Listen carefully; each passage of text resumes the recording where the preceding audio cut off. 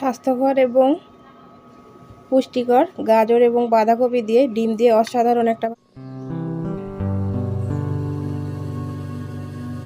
আসসালামু আলাইকুম, welcome back to my channel Razia blog and cook. তো প্রতিদিনের মতো নতুন আরেকটি মজাদার রেসিপি নিয়ে চলে আসলাম। আজকে আমি তোমাদেরকে গাজর, বাঁধাকপি আর ডিম দিয়ে খুব সুন্দর একটা রেসিপি বানিয়ে দেখাতে চলেছি। তো আশা করি ভিডিওটি না টেনে আমার সঙ্গে থাকবে। এখন শীতের সিজন, বাঁধাকপি, গাজর এগুলো কিন্তু অ্যাভেলেবেল পাওয়া যায়। তো এগুলো দিয়ে খুব সহজেই কিভাবে তোমরা একটা সবজি বা ভাজি তৈরি করতে পারো সেটাই তোমাদের সঙ্গে শেয়ার করব। তো গাজর অনেকেই খেতে চায় না, তো অনেক বাচ্চারাও খেতে চায় না। তো আমি যেভাবে দেখাবো সেইভাবে একবার হলে বাসা ট্রাই করবে, আশা করি তোমাদের ভালো লাগবে। তারা অবশ্যই চেয়ে চেয়ে খাবে। তো কিভাবে তৈরি করব চলো সেটাই তোমাদের সঙ্গে শেয়ার করব। তো সবার আগে এই বাঁধাকপি আর গাজর আমি খুব ভালোভাবে কেটে নেব। তো চলো বাঁধাকপি আর গাজরগুলো কাটার পর আবার ফিরে আসছি। দেখো গাজর আর বাঁধাকপিগুলো আমি খুব সুন্দরভাবে কেটে ধুয়ে পরিষ্কার করে নিয়েছি। তো এখন আমি এগুলো হালকা সেদ্ধ করে নেব। তো চলো হালকা সেদ্ধ করে নেওয়া যাক। দেখো চুলায় একটা প্যান বসিয়েছি, তো এটাতে আমি এখন বাঁধাকপি আর গাজরগুলো দিয়ে দেব। তো এই রেসিপি এতটাই মজাদার এবং লোভনীয়, তোমরা বাসায় একবার না বানালে বুঝতে পারবে না। আমি রিকোয়েস্ট করব একবার হলেও বাসায় এইভাবে ট্রাই করার জন্য। তো আমি গাজর আর বাঁধাকপিগুলো দিয়ে দিচ্ছি ফ্রাই প্যানে। তো এখন আমি দিয়ে দেব স্বাদ মতো লবণ। তোমরা স্বাদ বুঝে দিও, যেহেতু কমে যাবে। তো এই জন্য আমি এখানে 7 চা চামচ করে 1 চা চামচ লবণ দিয়ে দিলাম। আর কালারের জন্য দিয়ে দেবো একটুখানি হলুদ। তো এখন আমি দিয়ে দিচ্ছি একটুখানি হলুদ দিয়ে আমি এখন ঢাকনা দিয়ে ঢেকে দেবো। ঢাকনাটা দিয়ে ঢেকে দিচ্ছি। কিছুক্ষণ পর ঢাকনাটা সরিয়ে নিচ্ছি, নিয়ে আমি এগুলো ভালোভাবে নেড়ে চেড়ে দেবো। ভালোভাবে নেড়ে চেড়ে দেখো উল্টে পাল্টে দিচ্ছি। দিয়ে এখন আমি আরও 2 থেকে 3 মিনিট এগুলো পানিগুলো শুকিয়ে নেব। তো দেখো গাজরগুলো কিন্তু সেদ্ধ হয়ে গেছে, বাঁধাকপিটাও প্রায় সেদ্ধ হয়ে গেছে। তো এখন আমি আরও 2-3 মিনিট এই পানিগুলো শুকিয়ে নামিয়ে নেব। তো আমি আর ঢাকনা দিব না, এভাবেই রেখে পানিগুলো শুকিয়ে নেব। দেখো পানিটা শুকিয়ে গেছে। তো এখন আমি নামিয়ে নেব। নামিয়ে নিয়ে দেখো তারপর কি করি। তো দেখো কালারটা কিন্তু অসাধারণ এসেছে। তো গাজর এবং বাঁধাকপি দুইটাই কিন্তু পুষ্টিকর খাবার বা সবজি।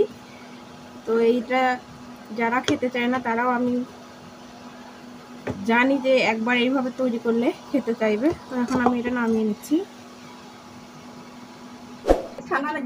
দেখো চুলায় আবারও আমি ফ্রাই প্যান বসিয়েছি। তো এটাতে আমি দিয়ে দিচ্ছি পর্যাপ্ত তেল। ভাজি করতে ঠিক যতটুকু তেল দরকার আমি ঠিক ততটুকুই দিয়েছি। এই দেখো আমি সবজিগুলো উঠিয়েছি।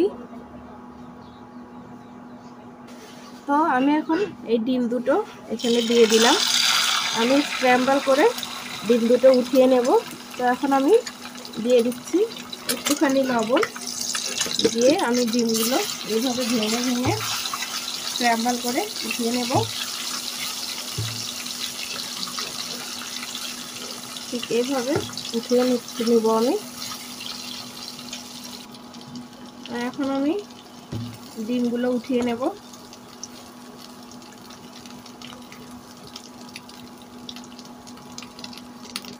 এখন দিচ্ছি ফোড়নের জন্য 2টা শুকনো মরিচ আর একটা তেজপাতা আমি 3 ফালি করে দিয়ে দিলাম। দিয়ে একটুখানি নেড়ে চেড়ে হালকা ভেজে নেব। দেখো এগুলো হালকা ভেজে নেওয়া হয়ে গেছে। এখন এই পর্যায়ে আমি দিয়ে দিচ্ছি ডাল ফ্রো, দিয়ে আবারও ভালোভাবে নেড়ে চেড়ে নিচ্ছি। এখন এই পর্যায়ে আমি দিয়ে দেব পেঁয়াজ কুচি আর দিয়ে দিচ্ছি 5-6টা কাঁচামরিচ আমি 4 ফালি করে নিয়েছি, সেগুলো দিয়ে দিলাম। দিয়ে একটু হালকা নেড়ে চেড়ে নিচ্ছি। তো অসাধারণ একটা ফ্লেভার এসেছে। তো আমি এখানে রান্না করতে করতে পেয়ে যাচ্ছি। আমি এগুলো হালকা ভেজে নেব। কালারের জন্য দিয়ে দিচ্ছি একটুখানি হলুদ। তো আমি এই তেলেই পুরো রান্নাটা কমপ্লিট করব, আর বাড়তি কোনো তেল ব্যবহার করব না। এগুলো আমি ভেজে নিচ্ছি খুব ভালোভাবে, যেহেতু বাঁধাকপিটা সেদ্ধ হয়ে গেছে, গাজরগুলো, তো এগুলো আমি একটু ভেজে নিচ্ছি। তো এগুলো কাঁচা গন্ধটা চলে গেছে, তো এর থেকে বেশি আর ভাজবো না। এখন আমি দিয়ে দিচ্ছি সবজিগুলো।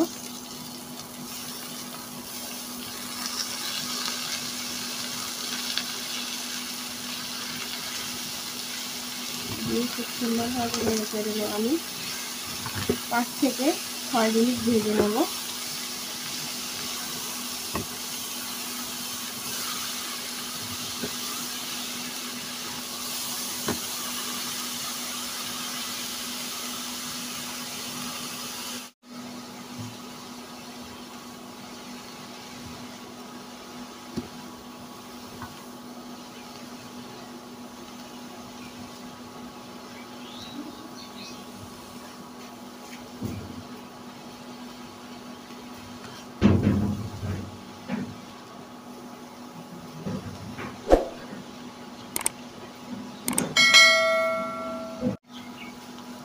দেখো ভেজে নেওয়া হয়ে গেছে। এখন আমি এই পর্যায়ে দিয়ে দেবো স্ক্র্যাম্বল করা ডিমগুলো। এতে করে সবজির কালারটা এবং স্বাদটা আরও কিন্তু দ্বিগুণ বেড়ে যাবে। তারপর এখন দিয়ে দেবো উপর দিয়ে একটুখানি ধনিয়া পাতা কুচি দিয়ে আমি আরও 1 থেকে 1.5 মিনিট এগুলো নেড়ে চেড়ে নামিয়ে নেব। নামিয়ে তোমাদেরকে পরিবেশন করে দেখাবো ঠিক কতটা সুন্দর লাগবে এই সবজিটা খেতে এবং দেখতে। ভাত, রুটি অথবা পরোটার সঙ্গে সকালবেলা তোমরা ভাজি হিসেবে এটা খেতে পারো, লাঞ্চে তোমরা এটা সবজি হিসেবে খেতে পারো এবং ডিনারেও খেতে পারো এটা। তো এখন আমি 1 থেকে 1.5 মিনিট এটা নেড়ে চেড়ে নামিয়ে নেব। তো দেখো ভাজিটা কিন্তু কমপ্লিট হয়ে গেছে। আমি এখন এটা নামিয়ে তোমাদেরকে পরিবেশন করে দেখাবো। দেখো তৈরি হয়ে গেল মজাদার বাঁধাকপি এবং গাজরের সুন্দর একটা ভাজি। তো তোমরা চাইলে কিন্তু একবার এইভাবে বাসায় ট্রাই করতে পারো। একদম স্বাস্থ্যকর এবং পুষ্টিকর। ভাত, রুটি, পরোটা যেটার সঙ্গেই হোক না কেন তোমরা এটা খেতে পারো। এক ঢিলে 3 পাখি মারার মতো। এটা হচ্ছে সকালবেলার নাস্তার সঙ্গে অথবা দুপুরবেলার লাঞ্চের সঙ্গে, আর ডিনারে কিন্তু তোমরা এটা যে কেউ ভাতের সঙ্গে খেতে পারো। তো আমি রিকোয়েস্ট করব একবার হলেও বাসায় এইভাবে ট্রাই করার জন্য। আশা করি তোমাদের ভালো লাগবে। যারাও গাজর খেতে পছন্দ করে না, এইভাবে রান্না করলে গাজর আর বাঁধাকপির কোনো আলাদা কোনো স্মেলও থাকবে না, তোমরা বুঝতে পারবে না যে এটা কি খাচ্ছ।